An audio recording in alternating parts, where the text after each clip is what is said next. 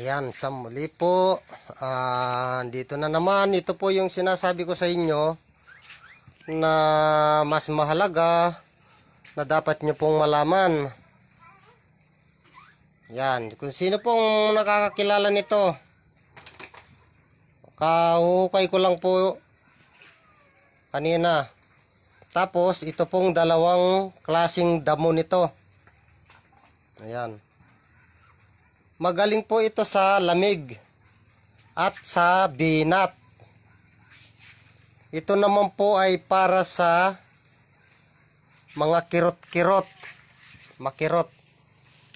Yan, ilalabas ko lang po dito sa maliwanag para makita nyo, makilala nyo. Dalawang klase po yan. Yan. Yung pong isa, kulay po, ang kulay niyan, violet po. Yan. Violet. Yung isa naman po, kulay green. Ito pong kulay na green nito, ginagamit po ito sa bukid. Tumataas po ito, ginagamit na pangwalis. Ayan, pati po ito. Abangan nyo po ito. At mahalaga po ito. Lalo na po sa mga namamagang paa. At kung saan po ito gagamitin. Hindi ko na po siya iluluto talaga. Kumbaga, ipapakita ko lang po ang mga dapat na gagamitin. O ito po, kailangan meron kayo nito. Alam nyo na po yan kung ano yan. Ayan. Yan po ay luya. Tapos tubig. Ayan.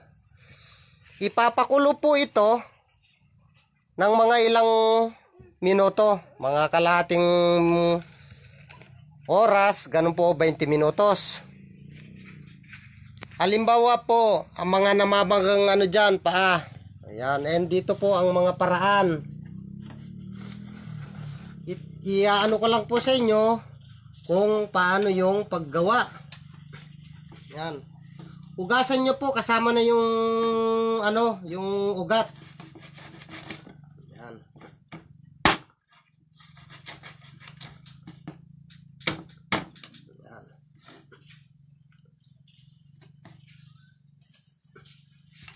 Tignan nyo, subaybayan nyo pong mabuti dahil mahalaga po ito, lalo na po sa mga medyo may ano na dyan, may edad na, mga papuntang senior. Ito po ay talagang para sa inyo, hinanda ko po ito at magaling sa inyo. Ito po, ganyan lang. Kumbaga po ito, i-ano ko lang sa inyo para hindi na po magtatagal yung video kong ito. Video yung live na to. Kung gusto ko lang po na ipaano sa inyo. Halimbawa po na ipakulo nyo na siya ng kalahating oras. Ito na po siya, halimbawa, napakulo na.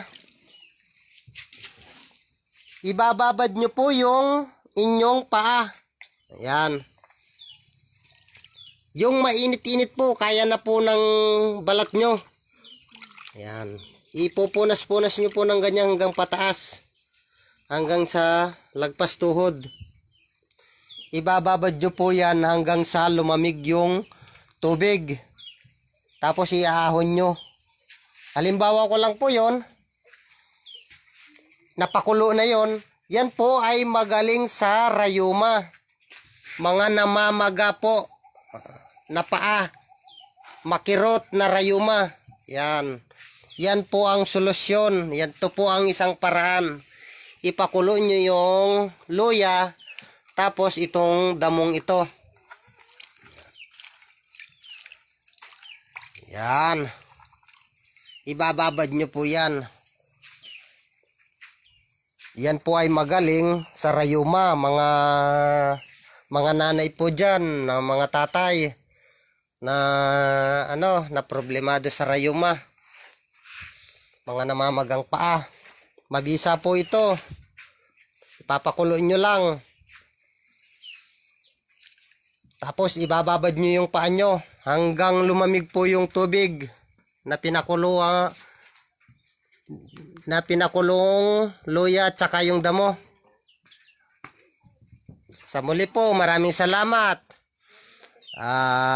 Abangan nyo pa po yung aking mga ibang ibabahagi sa inyo para po sa ating karamdaman. Ayan, maraming salamat po mga kaalunan.